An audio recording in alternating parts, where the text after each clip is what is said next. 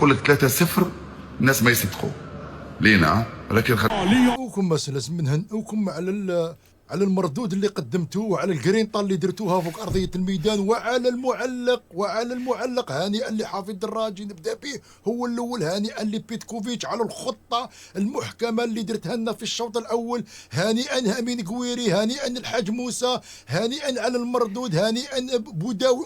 بجرام ماتش، لوم دو ماتش بوداوي، بن طالب، تافي، توسكالفي، اسماء. كيفاش هادو راه يلعب لنا بليكيب ناسيونال؟ كيفاش راكم مخليينو يلعب لنا بليكيب ناسيونال؟ انا يلعب في رامي بن 70 يوليه وعلى وك راجع من اصابه عنده شهر ونص ما لعبش. كيفاه يجي يلعب مقابله هامه كيما هذه؟ كيفاش يجي يلعب مقابله كيما هذه يا الدراجي؟ ليه هو على راكم مخليينو يلعب لنا بليكيب ناسيونال؟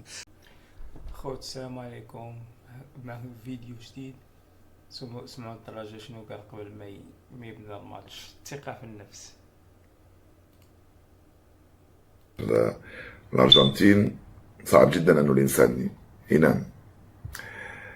حبيت نعمل هذا الفيديو لأنه كثير من الشباب ومن الناس من الجزائر ومن خارج الجزائر يسألونني واش حفيد، وكأنه عندي النتيجة ومش حاب نعطيها لهم. واش حفيد، واش نعمل اليوم، نربح ولا نخسر ولا نتعادل، كيف راح يكون المردود، كيف الأداء، كيف راح تكون الخرجة الأولى. وهذه تساؤلات عادية وطبيعية وأنا تعودت عليها في كل مرة لما يتعلق الأمر بمباريات مثل هذه بالنسبة للمنتخب الجزائري. أنا عارف تعلقكم بالمنتخب الجزائري وبالجزائر بهكذا شكل، لكن حبيت نقاسمكم بعض المشاعر. أنا لما نكون مثلكم لا أعلق على مباريات المنتخب، نتكلم عن المباريات الحاسمة والمهمة في مناسبات كبيرة. أنا صدقوني بأنه ما نشوف المباريات التي لا أعلق عليها، ولكن لما نعلق ندخل في المعمعة ويكون أسهل لي نعلق أنني نشوف المباراة. إذا حبيتوا تعرفوا إحساسي وشعوري وانطباعي اليوم، حاب نقول لكم بأنه أنا شخصيا والله مرتاح، يعني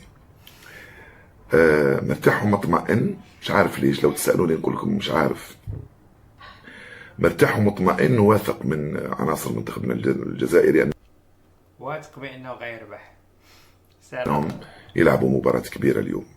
مرتاح ومطمئن بأن الغرور راح يكون في الجهة المقابلة، أو الثقة الزايدة في النفس راح يكون في الجهة المقابلة عند الأرجنتينيين أبطال العالم، شيء طبيعي.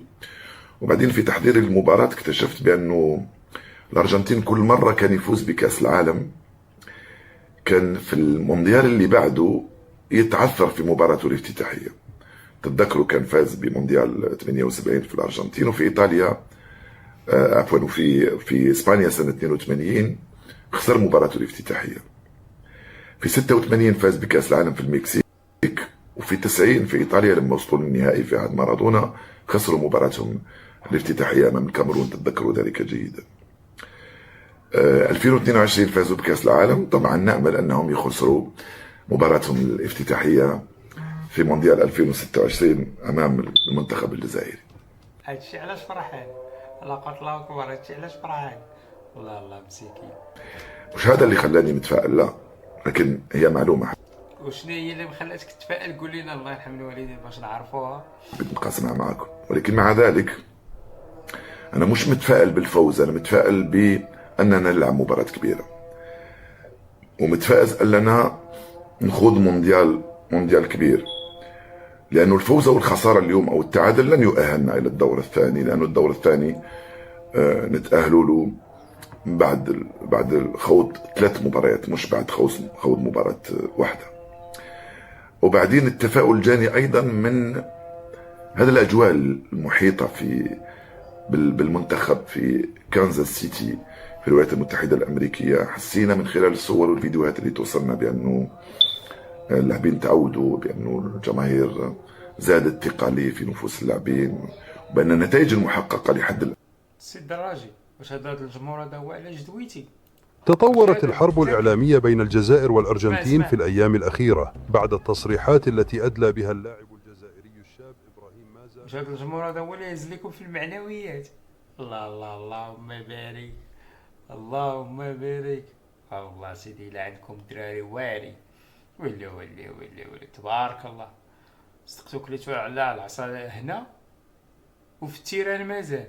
المهم لا العاود قوتوها عند ميسي قوتوها. لا والله ما بغيناها ليكم، ما بغيناهاش لكم ودي الجزائر، والله ما بغيناها لكم. لا احنا واخا ما بغيناهاش لهادشي. نشوفوا خوتكم اش كيقول. تصنتوا لهاد السيد، تصنتوا اش غادي يقول. ميسي احنا كل ما نلعبوا في لاكوب دي موند ندخلوا في التاريخ، او ميسي اليوم دخلنا في التاريخ، ماشي باسكو حاجه مليحه، بصح عندنا لي دو ماتش الاخرين جايين ان شاء الله نبغى فير ميو وان شاء الله يربحوا، رانا مع الجزائر احنا. شوفوا الاعلام الجزائري اش كيقول مورا الخساره، اش مازال كيطبلوا. لمشاهدينا الكرام اللي مازالوا ساهرين معنا في هذه الليله، المنتخب الوطني انهزم بثلاثيه كامله، انهزم امام ميسي الذي سجل ثلاثيه كامله ويعادل رقم كلوز ب 16 هدف في المونديال او في نجمو نقولوا ما كناش نستناو بان سكور دو 3-0 كمان، قلنا ومان نسيو نديروا المجهودات اللي لازم ونسيو نلعبوا، لان انا قلت لك من الاول وانا نقول لك بلي ما تهمناش الارجنتين، حنا نحوسوا كيفاش نتكاليفياو، باش نتكاليفياو نسيو نديروا تو نوت بوسيبل باش نسيو نديروا النيل او ما نخسروش بان سكور باري. ولهذا شفنا بلي لعبنا ضد فريق منظم كما يلزم الحال، عنده الحلول تاعو دائما يصيبهم، الكره تخرج من الدفاع لوسط الملعب لي ميليو تيران يجيو يدومونديو لي بال باسكو عندهم دي سوليسيون، يجوا اون تريونغ توجور لا سوليسيون فير لا تروازيام بيرسون ستادير تروازيام جوار، يجيو يدومونديو عندهم حلول. الخدمه هذه فيها الحلول يلعبوا. وميسي ما كان لا نهضروا عليه لان لكن اين ما مشاتش الامور للمنتخب الجزائري، رغم انه البدايه لم تكن كارثيه، يعني كنا اون بلاص من الناحيه التكتيكيه، لكن بمرور الوقت كي بدينا سيفري كنا غالقين كاع المساحات وما خليناهمش يتنفسوا، هما حوسوا يدخلوا من الوسط يحوسوا على ميسي، كنا غالقين سيفري كنا ناجحين في هذيك، ولكن ناجحين ما حبطناش حتى كرينا دي زوكازيون دو بيت ولا ما عدا الهدف الذي رفض بداعي خلينا اون دور دو بيت بون ابار سا مي لو ريست من بعد فيريا ميزير بدات الامور تنحل، لانهم بعد هما تغلبوا علينا، داونا كاع الملعب الميليو تيرا داوه هما سون تاكاباري دو ميليو تيرا ولاو يمشيو الكره كما يلزم الحال. ومن بعد كاين الغلطه تاع البرومي بيت، لان الجوار اللي مد الميسي كسر لالين خطوط. نعم بوداوي ما قراش لو جو، باسكو بوداوي اليوم كان خارج، لو كان قرا لو جو هذا كان هو اللي انترسبتي جازت عليه الكره. ودوزيام اللي غلط في هذا البيت قالنا سيماندي انت كي جازت لابال ميسي حكم الكره ورايح بها، علاش تولي له اللور؟ عنده طبيعه يولي اللور، روح ليه انت كاين بن 70. كنت متخوف من مندي منذ البدايه. انا قبل في ليميسيون قبل ما يبدا الماتش كلمت قلت بن سبعيني، ولو انه حتى بن سبعيني بدنيا ما كانش جاهز 100% اليوم. مش عليه مي بن سبعيني ما يديرلكش الماتش كيما موالف يدير، لان عنده شحال ما لعبش، شهر ونص. عنده هذيك رجلو بوتات خايف شويه عليها ممكن، ولكن لعب شويه بالانتيليجونس تاعو، كان يبريسي كان يعرف يبلاصي روحه. مي مندي لو برومي بيت يا اخي ما ترجعش للور ميسي ولا ترجع له اللور، خلاص ما تنجمش تعرف كم مين راح يحطها، هذه غلطه. ابارتير دو مومون اللي ماركاو لك البيت خلاص، من بعد الوسط داوا كومبليتمون، ولاو يمشيو بعقلهم يجريو في المقابله ويستناو البون مومون باش يزيدوا يسجلوا. سيتي اون ايكيب تري بيان اورغانيزي. احنا المهم اليوم ما نحب ما كان لا نقولوا شكون لعب مليح شكون ما لعبش مليح ولا باسكو لازم نحن رانا نحلوا على كل. انا نقول لك فلان لعب مليح فلان انا اليوم ليكيب سو لو بلون جو ما ظهرتش كيما موالفين نشوفوها كيما نحبوا احنا، ما شفناهاش هذه. الميليو تيرا كان غايب بن طالب ابسون، بوداوي ابسون، كان شايبي ومازا هما اللي كانوا يسيو يديروا لو جو شويه، ولكن حنا دوكا علاش قلت لك هكذا، ستادير يفو دوكا انا نظن يفو ما بونسيو بروشان ماتش مع الأردن. مع الاردن يفو لوجيكمون في الفوتبول والو بارفوا لا لوجيك ما تكونش. اون فا يسي دو غاني مع الاردن باسكو تربح ماتش ودير ماتش نيل جو سور 4 نقاط. انا من الاول وانا نقول لك نتكلم على لا كاليفيكاسيون، ما نتكلمش على الناس تتكلم تقول لك نربح الارجنتين ندير ماتش نيل. سي ديفيسيل هذا لو باري هذايا. واضح سي علي. راح نبقاو معاك بعد قليل، نروحوا للميلود جديات قبل ان نفصل بالتفصيل الممل. هذا هو كاعي هو كاع. اليوم نقدروا نخسروا ب5 عادي، نخسروا ب4 عادي. لعب المنتخب الارجنتيني هو لا بلاك تورنونت، هو كل شيء. ما لقالوش حل، ما لقاش الحل للاعب واحد اللي ممكن كان يمسكوا من الجانب الفردي ماركاج انديفيدوال يصيب الحل. الميسي صاب الحل الارجنتين، ما لقيناش الحل. اذا زياده على الاخطاء، انت سالتني قبل ما ندخلوا قلت لي منين متخوف؟ قلت لك خط الدفاع ب4 انا ما نثقش بن سبعيني وماندي في لاكس. الهدف الاول اللي كان هو منطلق نتاع لا دوميناسيون توتال نتاع الارجنتين، نشوفوا لعب بن سبعيني وماندي وميسي لحاله. لما ميسي مسك الكره الخطا جا من وسط الميدان اللي خلى الكره جات في الانترفال اوكي، ولكن لما مسكها ميسي انا نخرج للاتاكون ما نعاودش نهرب. ماندي هرب راح يجري عند زيدان. لما ميسي خلاص مسكها وحضر نفسه وحضر الكره وجاي يسدد، ماندي خرج سيتي تروطار.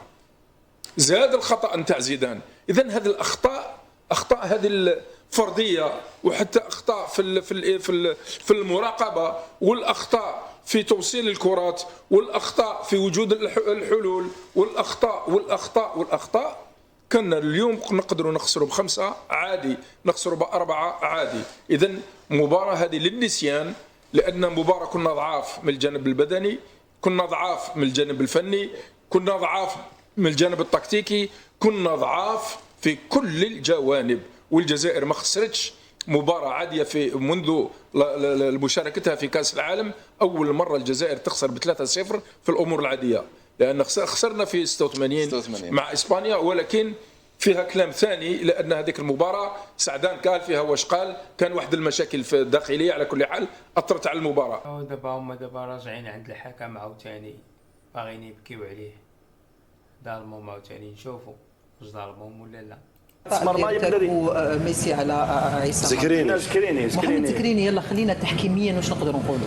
لا، مارسينياك متسامح كثيرا مع ميسي، نقولها بكل صراحه. في تاع مندي نقولوا لها في القانون الى تهور الى اقصى درجه، كان قادر يعطيه اخر شيء. اخر شوفي علاه نقولوا ما نعطيهش حمراء برتقاليه كما تقول انت. كما نقول لازم تكون 100% ما كاش انفورس. اصفر شديد اللهجه. لا بصح لا مخالفه لا انذار. يعني انا قلت، يعني نزيد نقولها لكم، مارسينياك يتسامح كثيرا مع الارجنتين. شفناها في 2022. هاي اللقطه. شوف هنا واش نقولوا، ما كاش انفيتاس جاي تجري وما كاش انفورس، يتسمى حط له. ولكن هذه العقوبه تاعها هي مخالفه زائد انذار. انت ما تعطيهش انذار. نتخيلوا لو كان ميسي خدا هذه اللقطه راح كل حاله يصفر ويعطي، قادر يعطي حمراء، يروح ماشي للفار ويعطيه مدحر عادي.